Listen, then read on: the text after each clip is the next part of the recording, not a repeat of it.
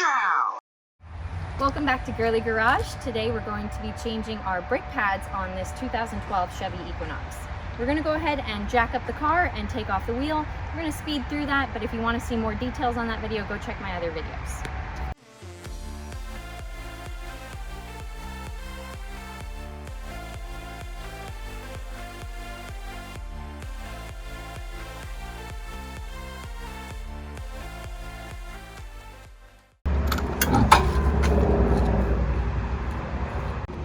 Okay, so for our job today, you're going to need a selection of tools. This brake caliper is going to take a 14 millimeter, and you can also use an 18 millimeter wrench, but in that case I don't have one of those, so we're going to use a adjustable wrench, C-clamp, or some way to clamp the caliper back together, any sort of flathead screwdriver. I like to torque everything, so you can use a torque wrench, or if you've done this before, maybe use your mechanic's feel. And then good old breaker bar and our new set of brake pads. Okay, so we are gonna take these two caliper pins, we're gonna loosen them, then flip the whole caliper up, take the brake pads out, put the new ones in, and put it all back together. Okay, so righty-tighty, lefty-loopsy.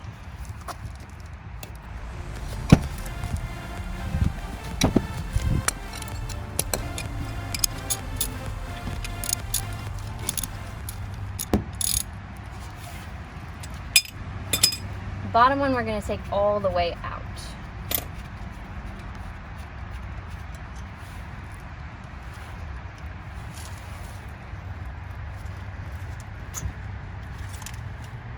We'll flip that guy up. These are our brake pads and this is our caliper, so we're going to compress this back down with our C-clamp and we're going to replace these guys.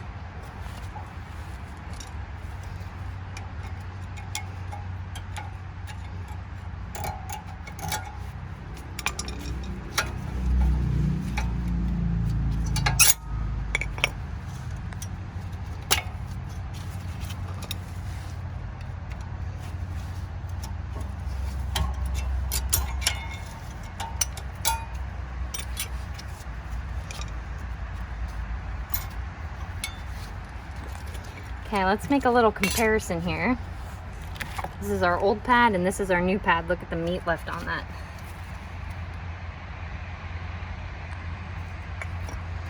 So we're going to make sure that our parts are exactly the same just by doing a visual comparison. You can make sure that they're the same size. Obviously they're not the same thickness. And then we're going to move this piece over to this guy. There's a little tiny alignment pin.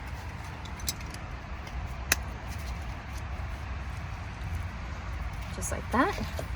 And then your brake kit would have come with a little packet of anti-seize, which we're going to apply.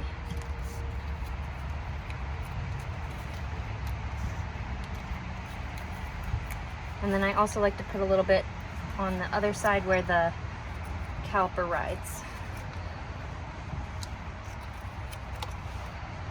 Make sure not to get this on your clothes, in your eyes, in your mouth. It's very, very caustic stuff.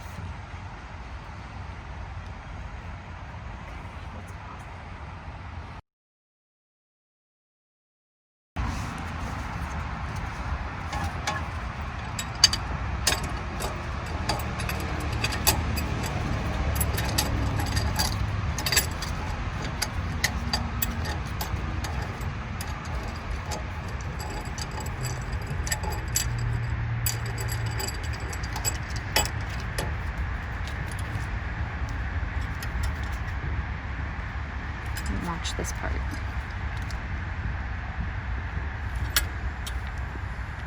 The brake fluid is being pushed back into the reservoir here, so if you had filled the reservoir at any time thinking that it was low, it might overflow.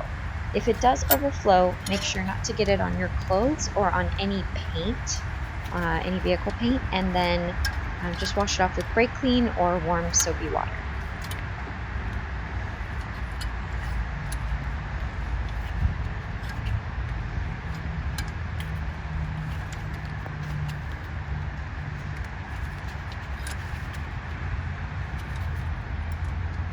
Once the caliper is flush with the housing, you're finished.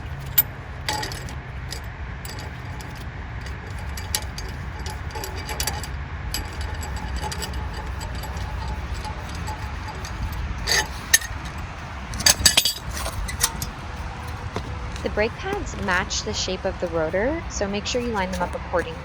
You'll want to line the U shape up with the metal tabs, and the pad will slide right in. Do not get any grease on the rotor.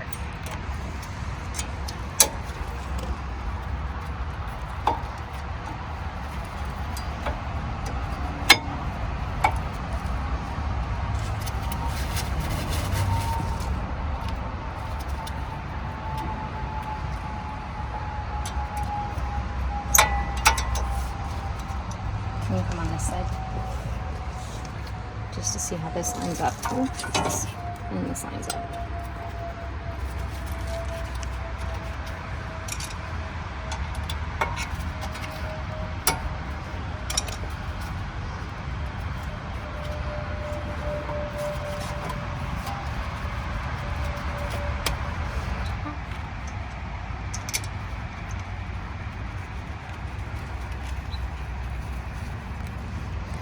About 20 foot-pounds.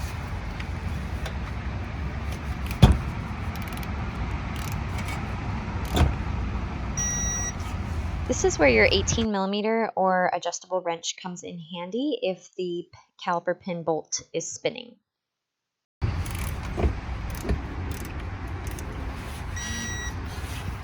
That's it.